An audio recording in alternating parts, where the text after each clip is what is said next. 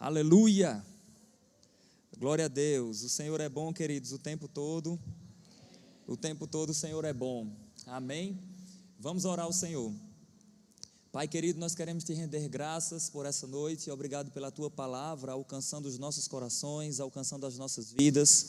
Eu quero orar pela vida desses irmãos que estão aqui, aqueles que já conhecem o Rema e aqueles que ainda irão conhecer nessa noite por meio dessa aula demonstrativa. Obrigado, Senhor, por graça, paz e sabedoria sendo acrescentado no pleno conhecimento do teu Filho, o Senhor Jesus Cristo. Obrigado pela obra da redenção, obrigado pela pessoa do Espírito Santo que habita em nós. Nós somos gratos ao Senhor por tão grande salvação, em nome de Jesus. Amém, aleluia, glória a Deus. O Senhor é bom, queridos, o tempo todo o Senhor é bom. Eu sou muito grato a Deus pela oportunidade de estar aqui com vocês, podendo falar a palavra dEle. A palavra de Deus transforma as nossas vidas, queridos, e essa mesma palavra que nos libertou, o conhecimento da verdade que nos libertou, continuará, queridos, nos libertando, continuará nos esclarecendo verdades da palavra de Deus, até que Ele venha e então nós estaremos com Ele, amém? A palavra de Deus, queridos, quando nós lemos, em especial o apóstolo Paulo fala algo que é denominado como a tríade paulina. O que é a tríade paulina? Fé, esperança e amor. Se você vê, não apenas as palavras que aparecem assim juntas, mas em outras ocasiões, Paulo está escrevendo a algum irmão, à igreja em algum lugar, e Paulo sempre vai falar sobre fé, esperança e amor. A fé é para agora, a esperança é para o futuro e o amor é para todos os tempos. Amém? Por isso que o amor completa todas as coisas. No amor tem esperança, no amor tem fé. Porque o amor tudo crê. O amor tudo espera. Amém? Então nós iremos falar sobre um aspecto desse amor, que é a esperança. Iremos falar sobre a esperança, a bendita esperança, o dia da aparição do nosso grande Deus e Salvador, o Senhor Jesus Cristo. Amém? Glória a Ele. Então, antes de avançarmos aqui no nosso slide, eu gostaria que você abrisse sua Bíblia em Atos dos Apóstolos, capítulo 1, aleluia, Atos dos Apóstolos, capítulo 1,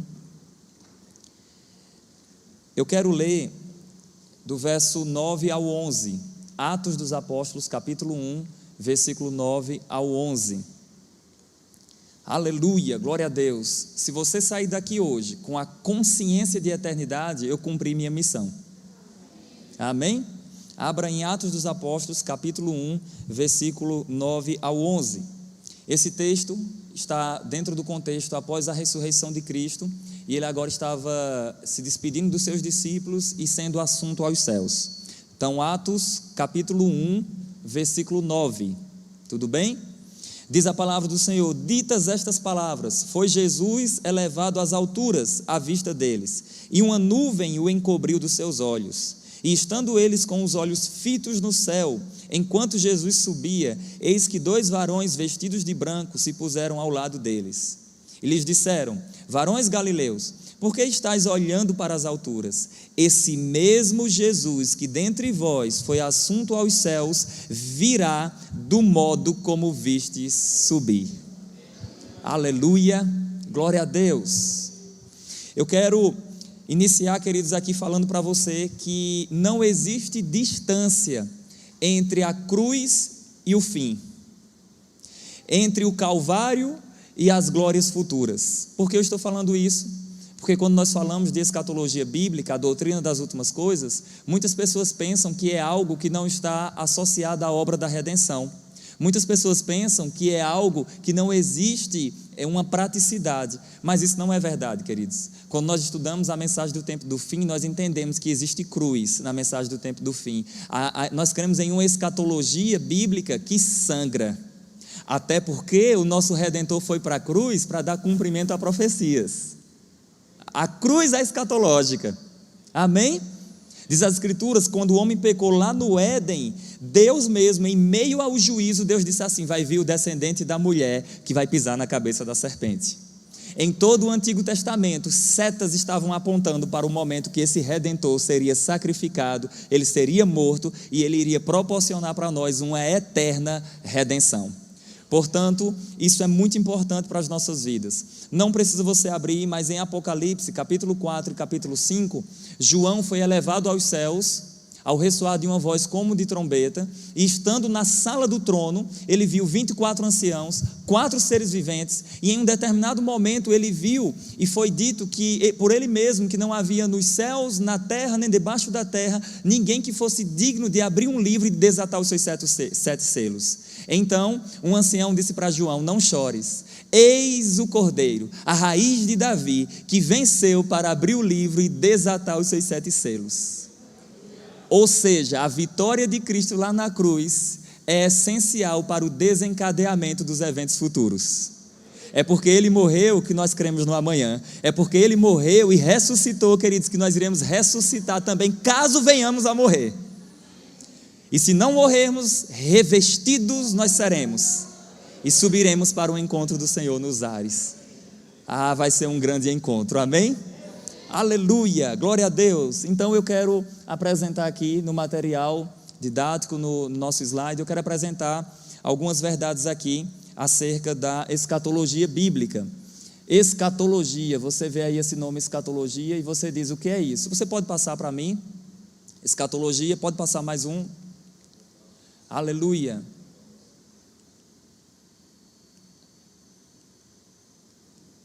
Não, está pegando não. Então, mas nós temos ali, vocês estão vendo a definição do que é escatologia. Eu apresento aqui algumas definições do que é escatologia. Primeiro, nós temos a junção aí de 2 palavras gregas, que é a palavra escatos e a palavra logia ou logos. Escatos quer dizer fim ou final, aquilo que vem por último. E logia, queridos, é o mesmo que dissertação, ideia, palavra, estudo. Então, quando nós unimos as duas coisas, escatologia é o estudo das últimas coisas, o estudo do fim. Eu, Saulo, gosto de dizer que escatologia é o estudo das profecias, envolvendo tanto a primeira vinda de Cristo como a segunda vinda de Cristo. Amém? Então, existe muito conteúdo escatológico na palavra de Deus, e isso é muito importante para nós.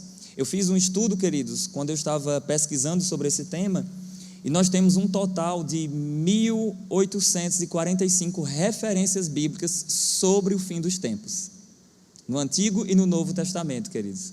Então nós temos aí um total de quase 37, quase 40% da palavra de Deus refere-se ao fim dos tempos. Amém? Então é um assunto extremamente importante, nós precisamos sim entender e estudar sobre esse tema. Amém? Glória a Deus. Então, nós temos também ainda algumas definições de escatologia. No meio teológico, queridos, se divide a escatologia de 2 formas: a escatologia geral e a escatologia individual. O que é a escatologia geral, irmão Saulo? É o estudo dos eventos de abrangência mundial. Por exemplo, o arrebatamento da igreja vai acontecer só na cidade de Caruaru ou em toda a terra? Em toda a terra. Então, esse se encaixa na escatologia geral, ou escatologia cósmica também. Nós temos também a tribulação que há de vir, ela será só em Jerusalém ou sobre toda a terra? Sobre toda a terra. Então também refere-se a um evento de abrangência mundial, escatologia geral. Mas existe também a escatologia individual, que é aquilo que acontece com o indivíduo no momento da morte. Então, por exemplo, quando uma pessoa morre, seja crente ou descrente, essa pessoa está nessa condição dos mortos, que chama-se escatologia individual ou estado intermediário dos mortos. Você sabia que quando um crente morre, há esperança? Escuta o que eu vou te dizer aqui. Isso foi um teólogo chamado John MacArthur, no seu livro de profecias, ele disse: a única coisa que a morte pode fazer com um crente é entregá-lo para Jesus. Nada mais. Por que eu estou dizendo isso para você? Porque não há perdas quando um crente morre. Agora, com isso não é para você fazer a oração suicida, não. Se trancar num quarto escuro e dizer: Senhor, me leva para a sala do trono. Não é para você fazer isso. Porque Deus quer que você esteja vivo para você pregar o evangelho a um número máximo de pessoas. Amém? Paulo disse isso em Filipenses. Paulo disse assim: eu tenho um ardente desejo, preferindo deixar o corpo e habitar com o Senhor, o que é incomparavelmente melhor. Aí ele diz: mas por vossa causa é mais necessário permanecer na carne, permanecer vivo. Ou seja, se nós estivermos vivos, o reino ganha. Se nós morrermos, nós ganhamos. Portanto, o vivo ou morto, nós ganhamos. Não há perdas, amém? Aleluia, glória a Deus. Gente, quando eu ouço isso, arrepia os ossos, aleluia. Você sabe que osso tem aqui para arrepiar, né? Glória a Deus, queridos, o Senhor é bom o tempo todo. Então nós estudamos aí, vemos que escatologia refere-se a essas verdades que eu compartilhei aqui com vocês. Nós podemos passar um pouco mais, pode passar o próximo slide. Durante anos, queridos, estudando sobre esse tema, mais de 10 anos que eu venho pesquisando sobre o tema escatologia, e eu percebi que existe uma certa dificuldade das pessoas entenderem o aspecto prático da escatologia. E muitas pessoas pensam assim, qual o lado prático? Como eu posso compreender a questão prática da escatologia? E eu quero compartilhar aqui com vocês, conforme eu apresento ali algumas consequências. Quando você estuda escatologia, você é afetado com algumas coisas. Quais delas? O estudo de profecias, o estudo do fim dos tempos, incentiva o nosso serviço na obra do Senhor. Sabe por quê, queridos? Porque haverá um dia do acerto de contas. Haverá o dia da recompensa. Haverá o dia que nós estaremos diante daquele que era, que é e que há de vir, do Todo-Poderoso, da raiz de Davi, a brilhante estrela da manhã, Emanuel. E Ele, queridos, vai nos recompensar ou não, com base naquilo que estamos produzindo na obra dEle. Diz a palavra do Senhor, queridos, em 1 Coríntios, no capítulo 15, no verso 58, a palavra do Senhor diz assim: amados irmãos, portanto, sede firmes e sempre constantes na obra do Senhor, sabendo que no Senhor o vosso trabalho, o vosso serviço, a vossa tarefa, é a mesma coisa, a vossa ocupação não é em vão. Eu quero dizer algo para você aqui, o que você está fazendo na obra de Deus não é em vão, ainda que o seu nome não saia nos cartazes, ainda que seu nome não seja publicado no domingo à noite, mas quem disse que você deve fazer por causa disso? Existe o supervisor da igreja que vê todas as coisas. Ele vê aquilo que os homens não podem ver. Inclusive ele vê os comentários negativos. Ele vê as críticas. Mas ele vê também fidelidade. Na mensagem de Cristo às 7 igrejas do Apocalipse, que faz parte de um dos livros que eu escrevi, Cristo é apresentado como aquele que anda no meio dos 7 castiçais de ouro. E os 7 castiçais de ouro, diz o texto, que representa as igrejas. Isso quer dizer para nós duas coisas: que Jesus, ele é o protetor da igreja e o supervisor da igreja. Posso dizer algo para você aqui de todo o meu coração?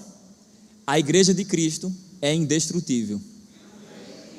Podem destruir um prédio, mas ninguém destrói a igreja. Podem tentar impedir o nosso avanço, mas jamais irão conseguir. O próprio Jesus disse assim: eis que eu edificarei a minha igreja, e os portões do inferno não prevalecerão contra ela. Meu Deus.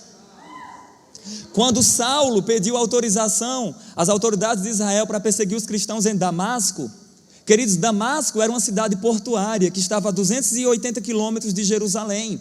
Quando Saulo estava tentando impedir o avanço do evangelho em Damasco, quando ele saiu para perseguir o povo do Senhor, ele se encontrou com o Senhor do povo. E então o Senhor disse a ele: Saulo, Saulo, por que tu me persegues? Quem és tu, Senhor? Ele: eu sou Jesus a quem tu persegues. Se alguém está te perseguindo, não faça nada, você tem um dono. Aleluia. Então Jesus é o protetor da igreja. Ninguém destrói a igreja. A igreja é indestrutível. Queridos, em 2000 anos de história, a igreja já passou por tudo que você imaginar. Perseguições, circunstâncias. A igreja já experimentou pandemias. A igreja já passou pela peste negra, que entre 50 milhões a 75 milhões, alguns dados falam aí de 200 milhões de pessoas morreram durante a peste negra. E Martinho Lutero escreveu sobre isso, dizendo assim: durante esse período nós precisamos de 3 coisas: cautela, oração e evangelização. Aleluia. Tem crente que se cuida, coloca máscara, coloca álcool, coloca tudo, mas esqueceu da evangelização e da oração. Nós precisamos pregar o evangelho, queridos, em tempo e em fora de tempo. Não importam as circunstâncias, devemos pregar o evangelho, amém? Aleluia! A igreja já passou também, queridos, nós já experimentamos diversas outras dificuldades, mas teve a gripe espanhola, tiveram diversas outras circunstâncias, mas nós estamos firmes. Queridos, eu quero dizer algo para você, que nada poderá nos separar do amor de Deus. Eu vou dizer para você, nada, nem a morte, nem a vida, nem os anjos, nem os principados, nem as coisas do presente século, nem as do porvir, nada poderá nos separar do amor de Deus que está em Cristo Jesus. Então, queridos, independente das circunstâncias, vamos permanecer firmes no Senhor. O que eu gosto do rema, queridos, uma vez um teólogo, eu tenho muitos amigos teólogos, um teólogo chegou para mim e disse assim: o que é o rema? Eu respondi para aquele teólogo: o rema é teologia em chamas. Ele ficou curioso, ele disse: como assim teologia em chamas? Eu disse assim: o rema é a prática da teologia. Aleluia! E é isso, queridos, que é o rema. Você vai ter um momento não apenas de aprender algo, não apenas de um conhecimento teórico, você vai ver um conhecimento prático que transforma a sua vida, que transforma as nossas vidas. Portanto, queridos, o estudante de escatologia, ele é motivado a servir na obra do Senhor, porque diz as Escrituras que em breve o Senhor voltará e Ele vai trazer consigo o galardão para dar a cada um segundo as suas obras. Tem crente que só vai ser salvo. E não me entenda mal, é bom ser salvo, mas não é só o que Deus quer para a sua vida, porque a salvação é pela graça de Deus mediante a fé para toda boa obra. Não existe na Bíblia, eu não sei se os pastores aqui, os pregadores já viram aquele versículo que diz assim: eis que eu vos chamei para serem os desocupados do reino. Vocês já viram esse versículo? Não tem, queridos, porque o Senhor quer que sejamos ativos, servindo na obra dEle. Queridos, eu recebo várias mensagens quase que todos os dias, e as pessoas me perguntam normalmente, jovens, adolescentes, e vários irmãos mandam assim: irmão Saulo, como eu faço para descobrir o meu chamado? Aí eu respondo: servindo na igreja local. E eles falam: e mais o quê? Aí eu falo: e servindo na igreja local. Queridos, a igreja local é um lugar de treinamento. Na igreja local você aprende quem você é, na igreja local você aprende quem você não é, na igreja local você aprende o que falar, na igreja local você aprende o que não falar, na igreja local você aprende o que fazer, na igreja local você aprende o que não fazer. Aleluia! Nós estamos crescendo, queridos. Na igreja você aprende a lidar com trauma, tristeza, triunfo, decepção, traição. Aleluia!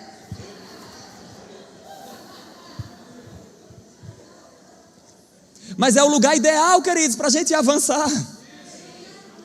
Eu quero ser missionário, alcançar o mundo, mas não sabe lidar com pessoas.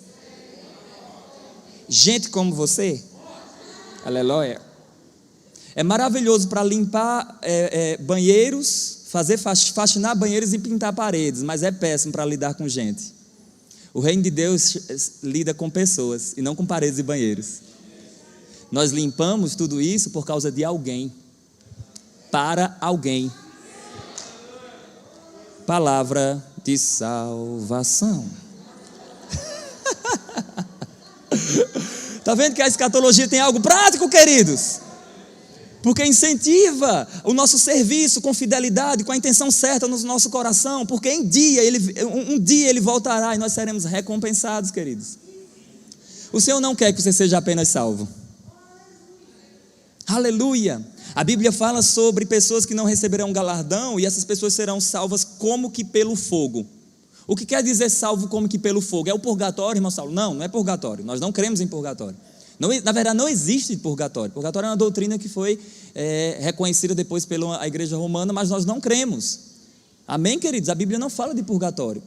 E só um detalhe aqui: o purgatório, ele tem como, na essência da doutrina do purgatório, diz que você morre numa condição que não está aperfeiçoado, vai para um lugar e você vai ter os seus pecados purgados, a ponto de você, por meio do sofrimento, alcançar assim, estar no céu.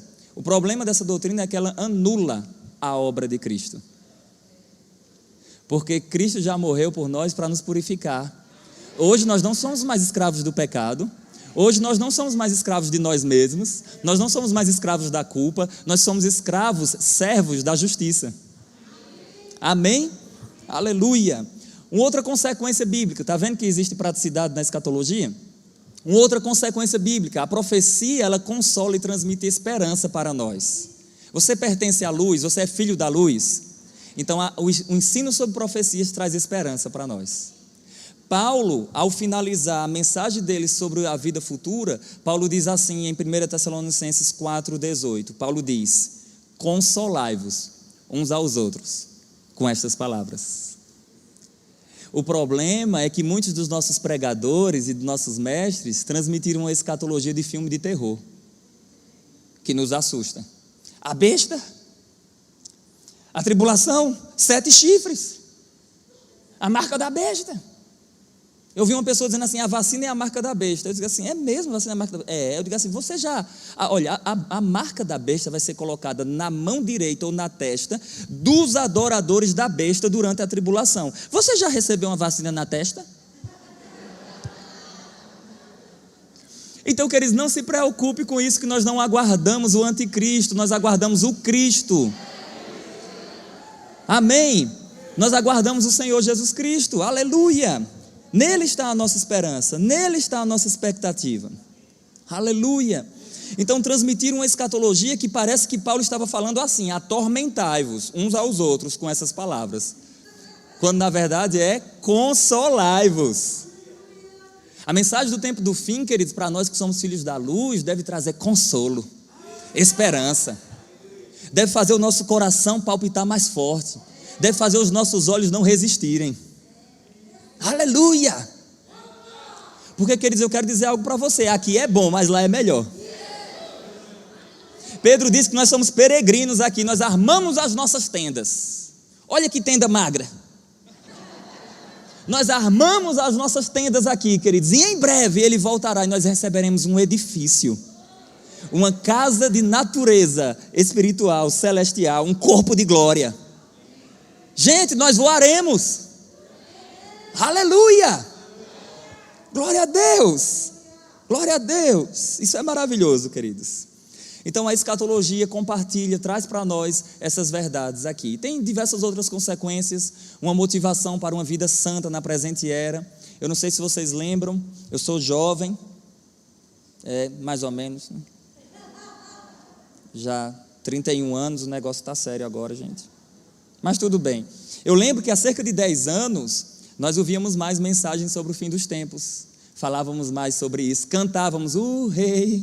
Não vou cantar não, porque se eu cantar vocês vão me apedrejar. Nós cantávamos o rei está voltando, nós falávamos, queridos, que nós iríamos voar, nós estaríamos com o Senhor caminhando em ruas de ouro. Havia essa expectativa.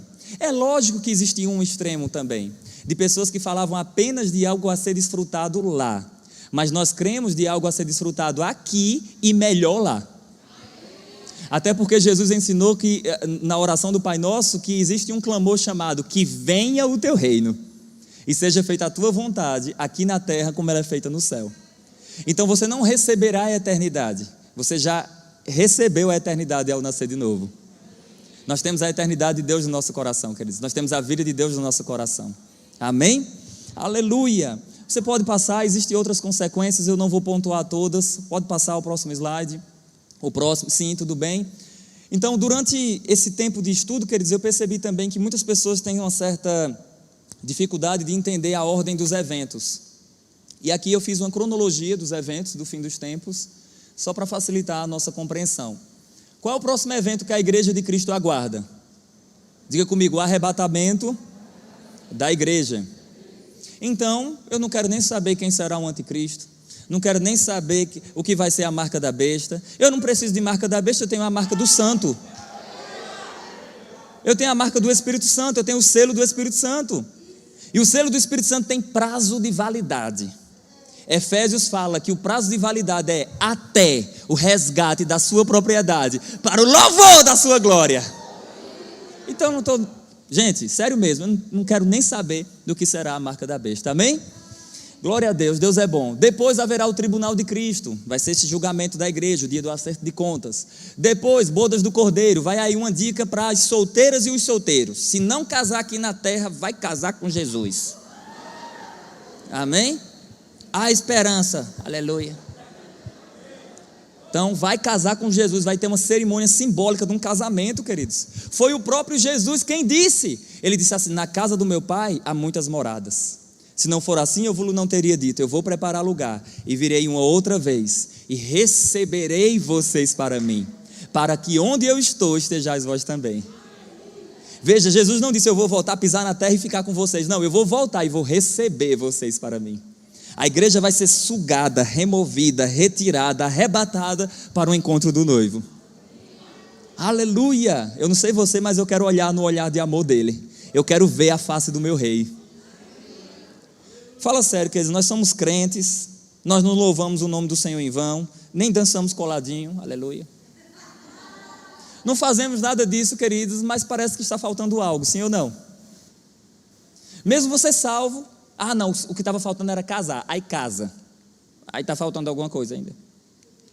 Não, o que estava faltando é filho, aí tem filhos, aí ainda está faltando alguma coisa. Não, é mais filhos, aí tem mais filhos, aí ainda está faltando alguma coisa. Por quê, queridos? Porque só Deus é quem nos completa.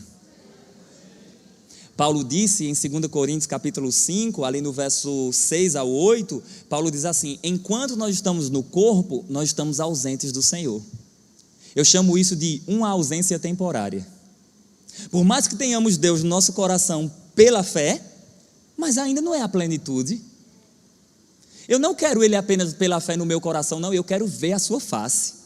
Eu quero estar com Ele. Aleluia! Aí eu chamo isso de uma ausência temporária. Por quê? Porque em breve nós não teremos apenas Ele dentro de nós, nós estaremos com Ele. Ele será o nosso Deus e nós seremos o seu povo, e não precisarão eles mais de luz de candeia nem de sol, porque o Cordeiro brilhará sobre eles, e nós veremos a face do Senhor e nós reinaremos com Ele pelos séculos dos séculos. Aleluia! Glória a Deus! Aleluia! Depois das bodas do Cordeiro, aqui na terra, haverá a tribulação, que será um período aí de 7 anos tribulacional. Haverá também a segunda vinda após a tribulação. Após o período tribulacional, Jesus volta com a igreja. A igreja que é arrebatada antes da tribulação, volta com Cristo depois da tribulação, para implantar o reino milenar aqui na terra. Amém? Então, após a segunda vinda é o reino milenar, que é o governo do Messias, Jesus. Eu não sei você, mas eu tenho expectativa por esse governo. Vai ser um governo de justiça e paz. Você sabe por que não existe paz na terra? Porque os governantes são injustos. Para existir paz tem que ter justiça. Se você lembrar agora, a grande parte dos textos que falam sobre justiça associa paz. Amém? Vamos lá, os professores já vão lembrando. Romanos capítulo 5, verso 1. Justificados, pois, mediante a fé, temos paz com Deus. O reino de Deus não é nem comida nem bebida, mas é justiça, paz e alegria no Espírito Santo. Então, queridos, o governo de Jesus aqui na terra vai ser um governo de paz. Até entre os animais haverá paz. Saulo, quer dizer que vai ter animais no reino milenar? Vai. O lobo vai habitar com o cordeiro, o leão vai comer palha. Leão não come palha, leão come carne. Mas no reino de Jesus, o leão vai comer palha. Fiquei curioso para saber mais sobre isso. Quantos ficaram curiosos? Quantos querem saber mais? Você vai fazer sua matrícula no Centro de Treinamento Bíblico Rema e você vai aprender mais sobre essas verdades. Amém? Gente, tem que fazer o drama. Tem que fazer igual novela mexicana, que tem sempre um Carlos Daniel, Maria do Bairro. Tem ou não tem, gente? Dolores. Então tem que fazer o drama, gente. Então, queridos, quando a gente estuda a palavra de Deus, a gente percebe essas verdades. Após o reino milenar, haverá o juízo final, que será um julgamento dos ímpios, em que eles serão lançados no lago de fogo e enxofre, experimentarão juízo eterno, banidos da face do Senhor e do seu poder. Isso traz para nós temor para pregarmos o Evangelho. Temos também aí o estado eterno, que será nada mais, nada menos do que o estabelecimento de um novo universo. Eu falo sobre 3 verdades do estado eterno. Número 1, um novo universo. O Senhor vai criar novos céus e nova terra. Número 2, a nova Jerusalém vai descer e vai estar nesse novo céu e nessa nova terra. E número 3, essa nova Jerusalém, ela parece com o Éden passado, porém glorificada. Aí eu falo um novo Éden.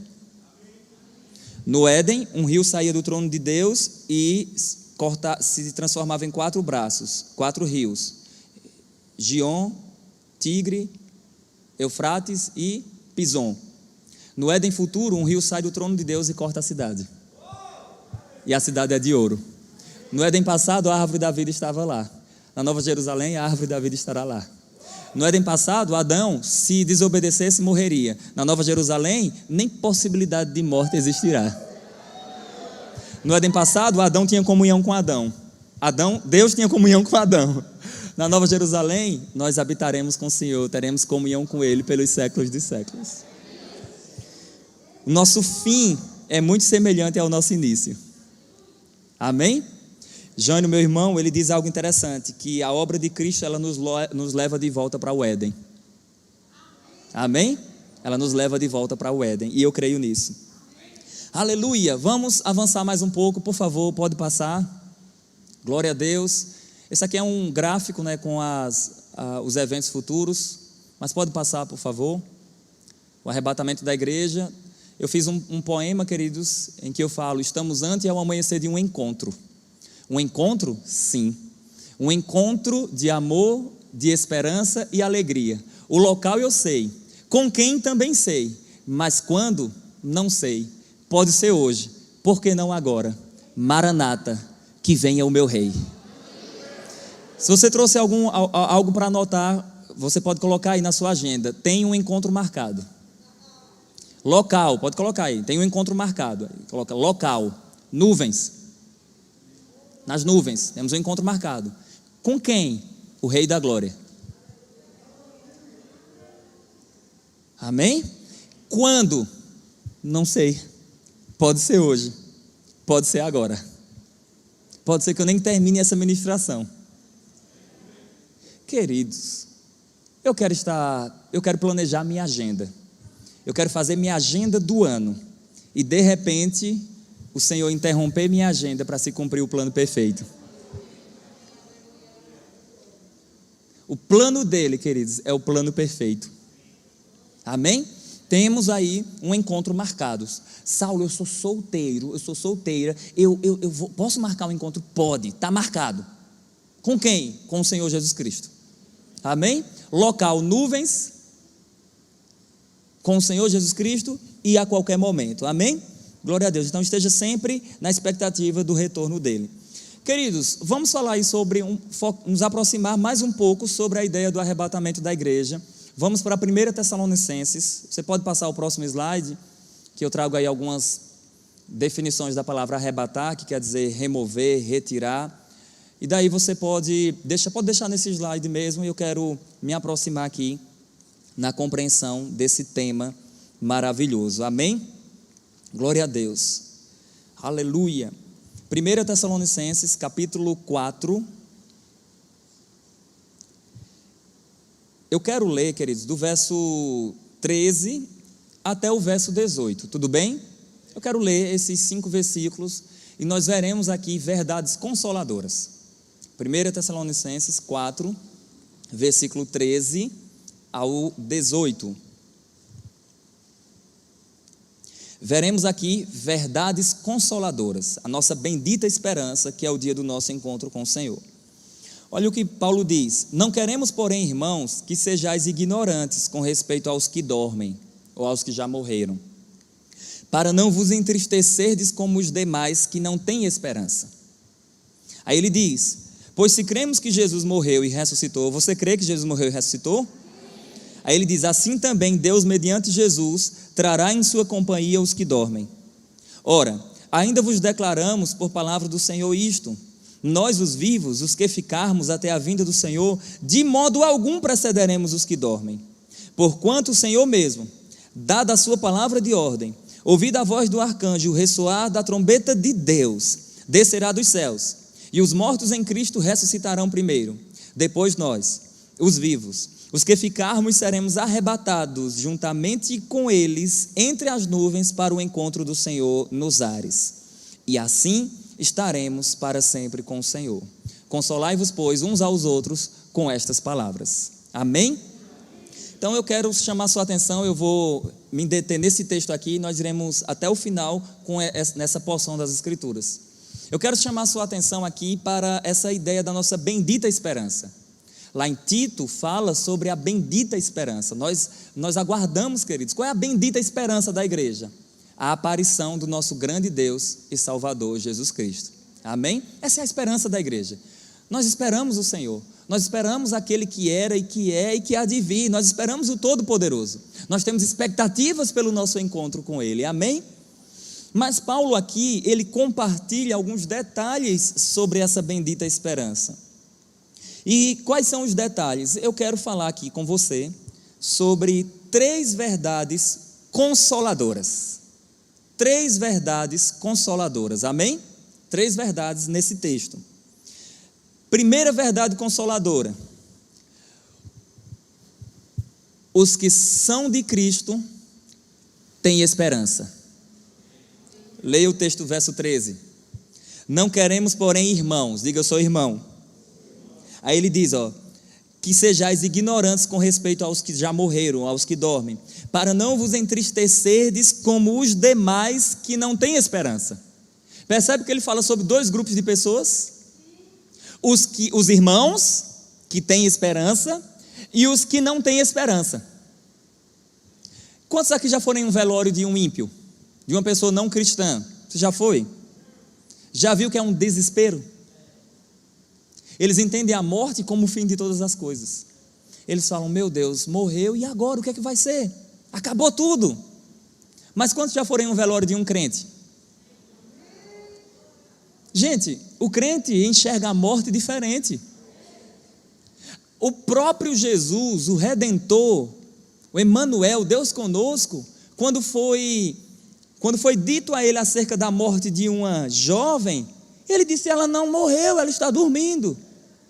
Porque o dono da vida enxerga a morte diferente que nós. Ou que muitos de nós. Amém, queridos? Aleluia! Então, primeira verdade consoladora: os que são de Cristo têm esperança. Nós temos esperança, queridos. Nós não somos desesperançados.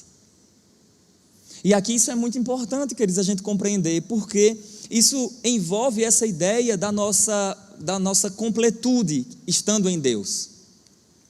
Tem um teólogo, amigo meu lá de São Paulo, que ele conta uma história da vida dele que eu acho muito interessante e eu quero compartilhar aqui com vocês.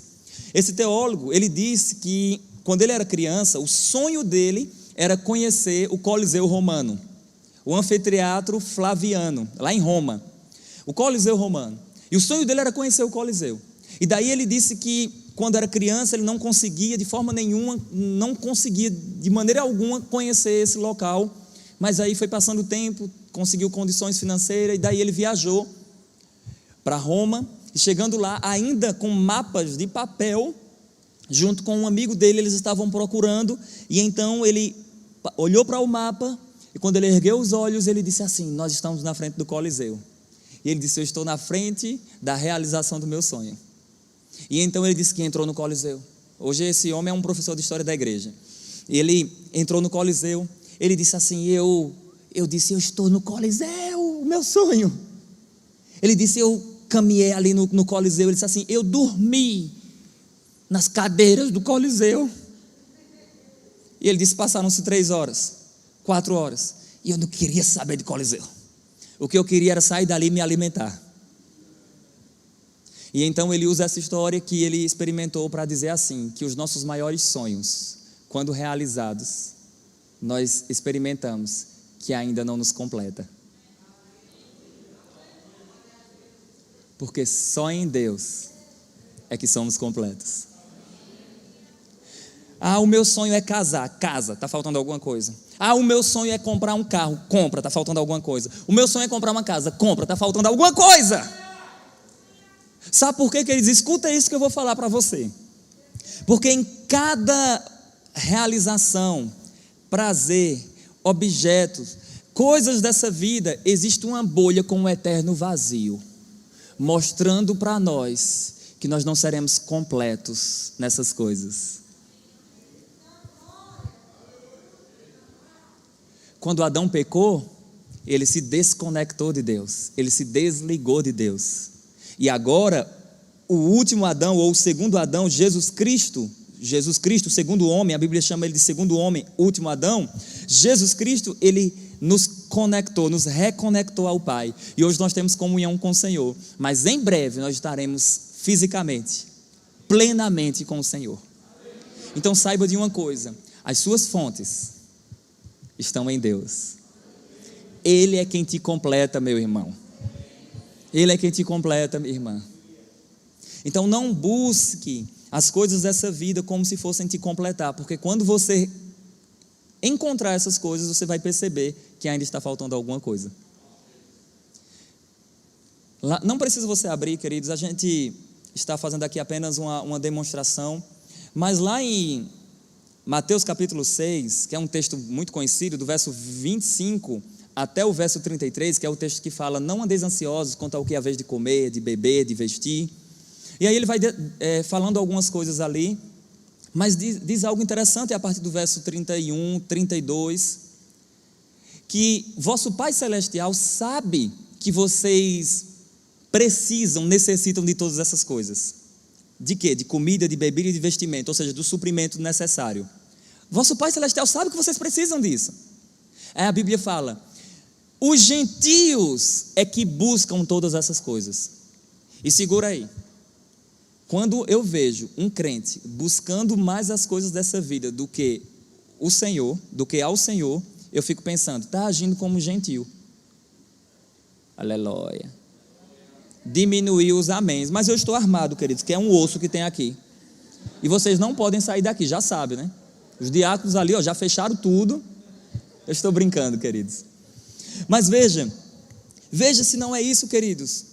O texto lá vai dizer assim: os gentios buscam todas essas coisas. Aí a gente busca a satisfação da vida, a gente quer as nossas realizações, nós queremos cumprir as coisas, nós queremos isso, mais isso. Eu quero Dudalina, eu quero Calvin Klein, Lacoste, Nike. Quem disse Berenice?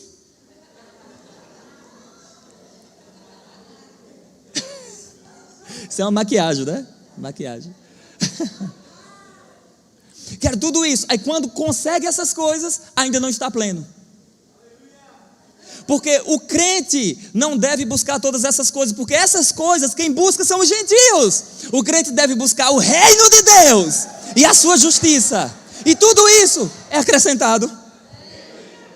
Sabe por quê? Porque nele é que está a nossa fonte, nele é que estão as nossas respostas. E quando nós buscamos ao Senhor, queridos, Ele vai nos completando, Ele vai nos dando, Ele vai nos suprindo. Aleluia! Esse texto, queridos, ele é fascinante. Esse texto de Mateus, ele fala, eu ministrando sobre esse tema em um local, eu falei que esse texto fala sobre buscas. Fala sobre as buscas incessantes por aquilo que não te completa e a busca pelo reino. Qual dessas faz parte da sua vida? Palavra de salvação. Nós devemos buscar o reino de Deus, amém, queridos? E Ele nos acrescenta, amém? Então a primeira verdade consoladora é: os que são de Cristo têm esperança. Diga: eu tenho esperança. Diga: eu não sou um desesperançado. Aleluia! Glória a Deus. Diga: eu tenho um dono. Aleluia! Meu Deus. Segunda verdade consoladora, nós iremos ler logo mais. A segunda verdade consoladora: os que são de Cristo irão para Cristo. Primeira verdade consoladora: os que são de Cristo têm esperança. Segunda verdade consoladora: os que são de Cristo irão para Cristo. Leia comigo o verso 14 ao verso 16 e 17. Pois se cremos que Jesus morreu e ressuscitou, assim também Deus, mediante Jesus, trará em sua companhia os que já morreram. Ora, ainda vos declaramos por palavra do Senhor isto: nós os vivos, os que ficarmos até a vinda do Senhor, de modo algum precederemos os que dormem. Porquanto o Senhor mesmo, dada a sua palavra de ordem, ouvida a voz do arcanjo, o ressoar da trombeta de Deus, descerá dos céus. Atenção, e os mortos em Cristo ressuscitarão primeiro, depois nós. Paulo se incluiu no grupo dos vivos. Paulo não queria morrer. Paulo dizia que seria encontrado vivo. Depois nós, os vivos, os que ficarmos, seremos arrebatados juntamente com eles entre as nuvens para o encontro do Senhor nos ares. Aleluia! Então a segunda verdade consoladora é: os que são de Cristo irão para Cristo. Amém? Queridos, a cruz nos deu um novo destino. Nós não iríamos para Cristo. Nós estávamos caídos, sem Deus, nesse mundo, sem esperança. Nós éramos estranhos às alianças da promessa. Nós não tínhamos expectativa, nós não tínhamos esperança. Nós vivíamos um eterno hoje, mas a graça transbordou. Com amor eterno Ele nos amou e então Ele nos atraiu mediante a pregação da sua palavra. E a palavra de Deus foi pregada, queridos. O Espírito Santo foi trabalhando, queridos, em nós, com o seu trabalho daquele que convence o homem do pecado, o mundo do pecado, da justiça e do juízo. Nós somos convencidos pela ação do Espírito Santo. Nós tínhamos sede, Ele tinha água. E Ele disse: vinde a mim, vocês que têm sede. Você que tem sede, você que está desesperançado, venha. Jesus falou para aquela mulher lá no poço, Ele disse assim em João capítulo 4, eu tenho uma água para te dar, que nunca mais você terá sede. Ela disse: Senhor, me dá dessa água. E então, queridos, nós fomos alcançados mediante a graça de Deus, queridos, nós fomos firmados na rocha em Cristo Jesus. E a mesma graça, queridos, que nos alcançou também nos auxilia, nos fortifica, queridos, para permanecermos firmes até as últimas consequências. Aleluia, glória a Deus, glória a Deus. Hoje nós temos esperança, hoje nós temos um futuro certo. Aleluia, hoje nós temos um Pai. Aleluia. Aleluia, nós pertencemos a outro, diz as Escrituras. Os que são de Cristo irão para Cristo. E a terceira e última verdade consoladora desse texto é: os que são de Cristo estarão para sempre com Cristo. Escuta aí que aqui é a ideia literalmente de um casamento. Veja se não é assim. Verso 17, depois nós, os vivos, os que ficarmos, seremos arrebatados juntamente com eles entre as nuvens, ao encontro do Senhor nos ares. E assim estaremos para sempre com o Senhor. Então veja, a ideia aqui ela está no aspecto poético mesmo. Estaremos para sempre com Ele. Para onde o Senhor for, nós iremos junto. Amém? Nós não abandonaremos o Senhor, Ele não vai nos abandonar, nós estaremos com Ele para sempre. Então as verdades consoladoras aqui: os que são de Cristo têm esperança, os que são de Cristo irão para Cristo, e os que são de Cristo estarão para sempre com Cristo. Aleluia! Diga: eu tenho esperança. E ao final de tudo isso, Paulo diz: consolai-vos, pois, uns aos outros com estas palavras. Isso traz consolo ou não, queridos? Traz consolo, traz esperança, traz expectativa. Transmite para nós, queridos, essa consciência de eternidade, que a vida não é só o aqui e agora. Queridos, quando você estuda essas verdades, você possui as coisas como se não possuísse. Sabe por quê, queridos? Porque você tem uma consciência que a vida é muito mais do que todas essas coisas. Nós cremos, queridos, em prosperidade. Nós cremos que Deus quer nos suprir, sim. Nós cremos que Ele quer que a gente transborde para o avanço do seu próprio reino. Mas as nossas fontes, as nossas esperanças não estão nessas coisas. Aleluia, aleluia. Paulo disse: eu posso todas as coisas em Cristo que me fortalece. Paulo disse: eu aprendi a viver contente em toda e qualquer situação. Aleluia! Independente, queridos, dos relatórios, independente das dificuldades, fique com a palavra de Deus. Escuta algo, é só uma notinha de rodapé, a nossa matéria é escatologia, mas só uma notinha de rodapé, é algo específico. A fé, ela dá o primeiro passo sem ver o piso. Não espere ver o piso para pisar. Dê o primeiro passo e o piso aparece. Aleluia! Isso é andar na palavra de Deus. A fé dança sem música. A fé lança a semente, querido, sem ver o tempo mudando. Aleluia! Porque na fé existe esperança também. Até porque a fé é a certeza das coisas que se esperam. Então existe esperança na fé. Aleluia! Glória a Deus! É o Deus do céu. Isso aqui é sério, gente. O vaso magro às vezes não resiste, tem que colocar para fora o negócio. Aleluia, diga Deus é bom. Então, queridos, essa é a nossa esperança, essa é a nossa expectativa. Nós estamos com os nossos olhos postos no Senhor e nós temos expectativa no dia do nosso encontro com Ele. E eu finalizo, queridos, aqui falando um pouco sobre algumas características do nosso novo corpo. Você ficou curioso? Saulo, já vai finalizar? Já. Mas eu quero saber mais. Não, Saulo, fala aí. E a tribulação?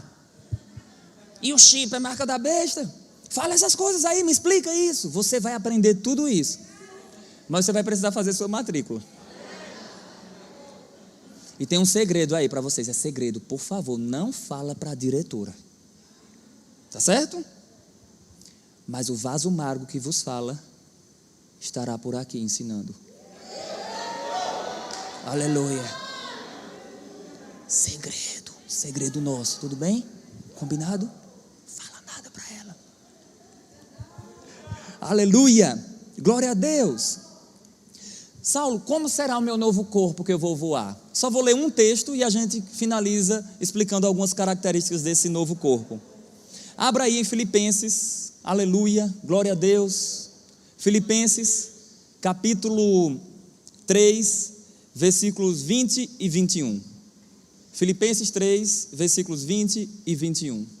Aleluia. Glória a Deus. Eu creio, queridos, na provisão de Deus para você estudar nessa escola. Escuta o que eu vou te dizer aqui, pelo Espírito. Muitas pessoas aqui começaram a estudar inglês e desistiram. Começaram a fazer uma faculdade e desistiram. Eu desafio você a começar o rema e permanecer. Estudando a palavra de Deus. Amém? Estudando a palavra de Deus. Diz o texto de Filipenses, capítulo 3, versículo 20 e 21. A nossa pátria está nos céus, de onde também aguardamos o Salvador, o Senhor Jesus Cristo, o qual transformará o nosso corpo de humilhação para ser igual ao da sua glória. Filipenses 3, versículos 20 e 21. Como ele fará isso? O texto diz: segundo a força do seu poder de subordinar a si mesmo todas as coisas. Então escuta aí, nós receberemos um corpo semelhante ao do Senhor Jesus Cristo. Nós receberemos um corpo de glória. Nós veremos ao Senhor. O nosso corpo será um corpo físico, glorificado, espiritual, incorruptível. E, gente, você está com a sua agenda aí? Está com a agenda? Nota aí. Além do encontro marcado, eu tenho uma ceia agendada. Lembrei de uma música, queridos, quando eu congreguei em outra denominação, que a gente dizia assim: vem ceiar, o mestre chama, vem ceiar. Aleluia. Gente, eu nasci no fogo e não me acostumo com fumaça, você já sabe, né?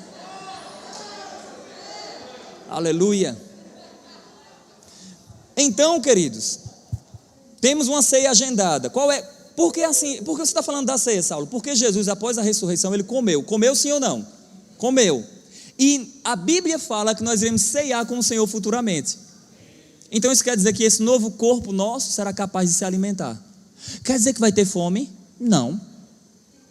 E como eu vou comer sem fome? Como Jesus comeu sem ter fome? Para dar prova da ressurreição. Por que nós iremos comer? Porque Ele quer. Amém? Porque Ele disse que nós iríamos fazer isso, nós iremos fazer. É porque a gente pensa que comida, sentar-se à mesa, a gente entende que é só para saciar você. Sentar-se à mesa envolve comunhão, relacionamento. Jesus falou assim, olha, nota aí, Mateus 26, 26 ao 30. Está aí, a ceia agendada. Mateus 26, 26 ao 30. Jesus disse assim, Jesus falou assim, não beberei mais do fruto da vide, até que eu venha no reino do meu Pai, em que beberei novo com vocês. Então, existe uma ceia agendada quando Ele voltar do reino, amém? Em Mateus capítulo 8, versículo 5, no texto que fala sobre a cura do servo do centurião, Jesus fala assim, muitos virão do ocidente e do oriente e se assentarão à mesa com Abraão, Isaque e Jacó no reino. Então vai ter mesa, Abraão vai estar lá, no reino, nós viemos nos alimentar com o Senhor. Gente, eu não sei qual vai ser a refeição, mas tomara que tenha café. Aleluia. O pastor está dizendo de cuscuz. Gente, se não tiver cuscuz lá, a gente vai falar com o Senhor. Diga glória a Deus. Então esse novo corpo, queridos, não vai ter limites naturais. Jesus mesmo, tudo trancado, o cenáculo trancado, Jesus apareceu lá no meio deles. Esse corpo pode ser tocado, esse corpo pode desaparecer. Esse corpo não tem limites. E eu finalizo com isso, queridos. Paulo diz assim, quando este corpo mortal for revestido de imortalidade, quando este corpo corruptível for revestido de incorruptibilidade, então cumprir-se-á a palavra que está escrita, tragada será a morte pela vitória. Então se prepara, porque em breve todos nós voaremos. Aleluia! Eu gosto de dizer, queridos, que na cidade de Deus, na Nova Jerusalém, eu serei morador de rua. E esse é o encontro que eu, Saulo, agora quero marcar com você. Eu vou ver você lá? Sim ou não? Você vai estar lá? Pode ser que eu esteja um pouco diferente, que eu vou estar com luzes de ouro. As mulheres entendem, alguns homens também. Gente, a esperança para mim pode ser que eu engorde. Então, queridos, lá na praça da cidade, marca aí, no banquinho da praça da cidade, o vaso magro que vos fala estará lá, aguardando você, e nós iremos conversar. Junto ao rio da vida, próximo ao trono da graça. Combinado? Como é, pastor? A Bíblia diz isso, queridos. A Bíblia diz, queridos, que haverá uma praça, haverá, queridos, o trono de Deus, o rio corta a cidade, queridos, e no meio da praça nós estaremos lá com o Senhor. Aleluia! Abre comigo em Apocalipse, nós iremos louvar, fica de pé, aleluia! Glória a Deus! Aleluia! Nós iremos cantar, queridos, esse louvor como nunca nós cantamos, de todo o nosso coração. Apocalipse 22, versículo 3, aleluia, versículo 2, versículo 1, aleluia, até o verso 5, 22, verso 1 ao 5, então me mostrou o rio da água da vida, brilhante como cristal, que sai do trono de Deus e do Cordeiro, no meio da sua praça. Tem praça? Ah, Saulo, eu pensei que lá eu ia ficar tocando harpa, sentado em nuvens, olhando as irmãzinhas de branco passar. Não! O nosso futuro será dinâmico. Aleluia! Eu pensei que eu só ia ficar santo, santo, santo. Não! Nós iremos reinar com o Senhor, queridos. Então me mostrou o rio da vida, o rio da água da vida, brilhante como cristal, que sai do trono de Deus e do Cordeiro. No meio da sua praça e de uma a outra margem do rio está a árvore da vida, que produz 12 frutos, dando o seu fruto de mês em mês, e as folhas da árvore servem para a cura dos povos. Nunca mais haverá qualquer maldição. Nela estará o trono de Deus e do Cordeiro, e os seus servos os servirão, contemplarão a sua face, e na sua fronte está o nome dele. Então já não haverá noite, nem precisam eles de luz de candeia, nem de luz do sol, porque o Senhor Deus brilhará sobre eles, e reinarão pelos séculos dos séculos. Diga comigo, Maranata. Diga, vem Jesus. Vem Jesus. Diga, eu te aguardo de todo o meu coração, com expectativas. Eu quero que o Senhor interrompa os meus planos mesmo. Aleluia! Aleluia! Vamos cantar Ele.